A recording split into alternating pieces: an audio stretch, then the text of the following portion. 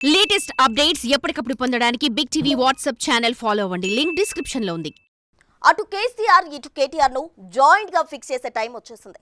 ఒకరికి విద్యుత్ ఒప్పందాలు, మరొకరికి ఫార్ములా ఈ రేస్ మనీ ట్రాన్స్ఫర్ వ్యవహారాలు పూర్తిగా మెడకు చుట్టుకున్నట్టే కనిపిస్తున్నాయి. అయితే సభలో చర్చించి నివేదికలు ప్రవేశపెట్టి అంతా చట్ట ప్రకారంగానే చర్యలు తీసుకునేందుకు సర్కార్ రెడీ అయినట్టు తెలుస్తోంది. గులాబీ బ్యాచ్ కు బ్యాండ్ బాజా ఖాయమే అంటున్నారు. రఫాడించబోతున్నారని టాక్.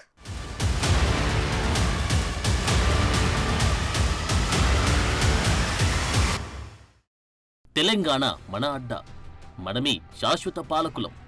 ఏం చేసినా అడిగే వాళ్ళెవరు? ఇది గతం. కానీ ఇప్పుడు సీన్ వేరు. మేమే కింగ్ అనుకున్న వాళ్లకు ఇప్పుడు అస్సలు మ్యాటర్ తెలిసి వస్తోంది. ఎవరికి ఏది శాశ్వతం కాదన్నది తెలిసి వచ్చింది. చేసిన తప్పులు వెంటాడుతున్నాయన్న భయాలు పెరుగుతున్నాయి. అవును, కేసీఆర్ కేటీఆర్ కు ఇప్పుడు జాయింట్ గా జలక్స్ తగలడం ఖాయమే అంటున్నాయి ప్రభుత్వ వర్గాలు. తాము అధికారంలో ఉన్నప్పుడు ఇష్టారాజ్యంగా తీసుకున్న నిర్ణయాలు ఇప్పుడు వారి మెడకు చుట్టుకునే పరిస్థితికి వచ్చాయి. స్వతంత్ర సంస్థలు తీసుకున్న నిర్ణయాలపై కమిషన్లు వేయడమేంటంటున్నారు. అది తప్పు అన్నారు.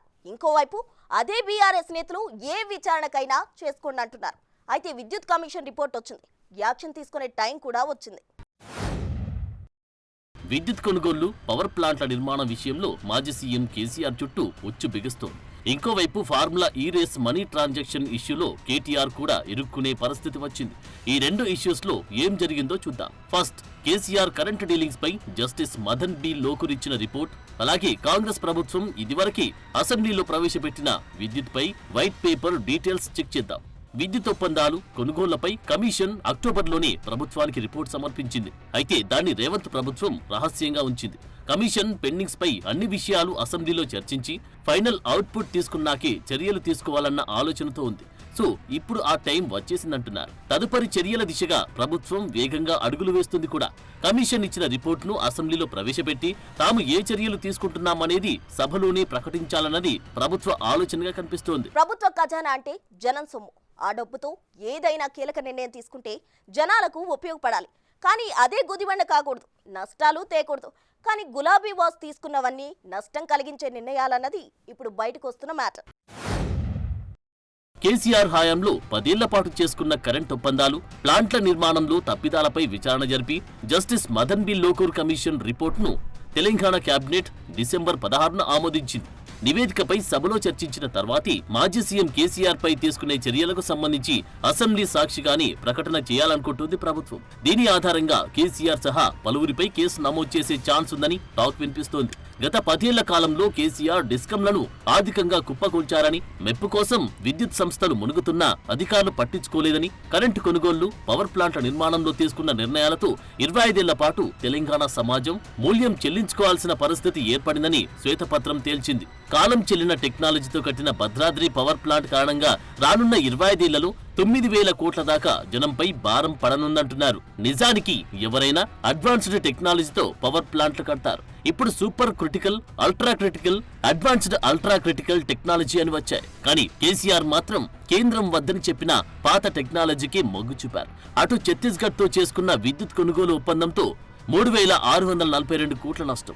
యూనిట్ 7 రూపాయలకు కొనాల్సిన పరిస్థితి రావడం, 1000 మెగావాట్ల కరెంటును తీసుకోవడానికి ఛత్తీస్గఢ్ తో ఒప్పందం చేసుకున్నా అది రాకపోవడం, బయట కొనడంతో 2,000 కోట్ల అదనపు భారం పడడం, ఇవన్నీ చర్చకు వస్తున్నాయి. విద్యుత్ డీల్స్ పై justice Madan B Lokur report ఇప్పటికే ప్రభుత్వానికి చేరింది. కేబినెట్ దాన్ని ఆమోదించింది కూడా.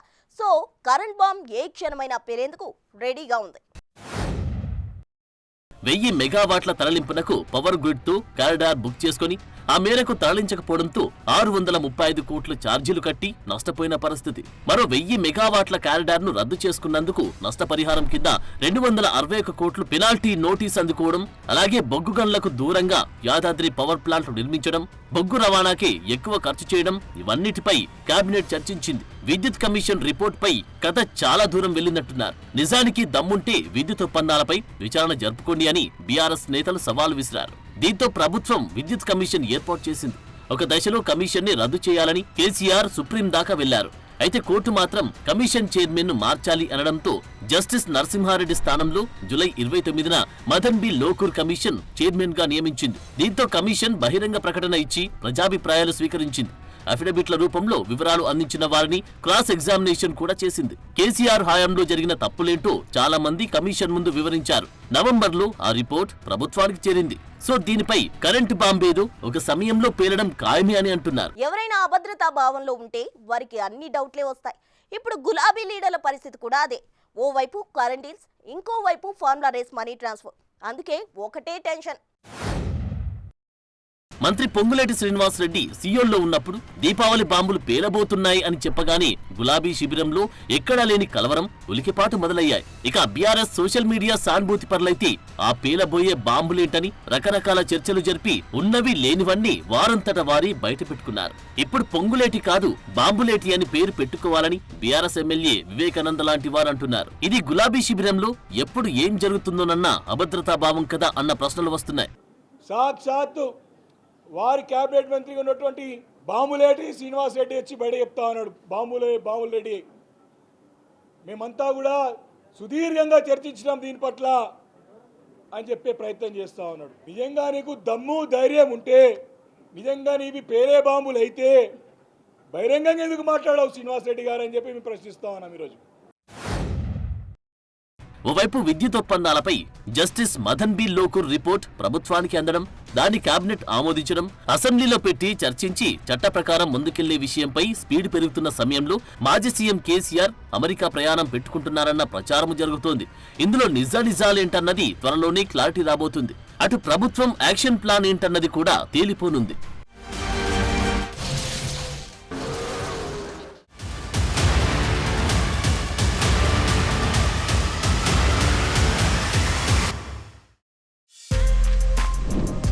For more videos like this, subscribe Big TV channel.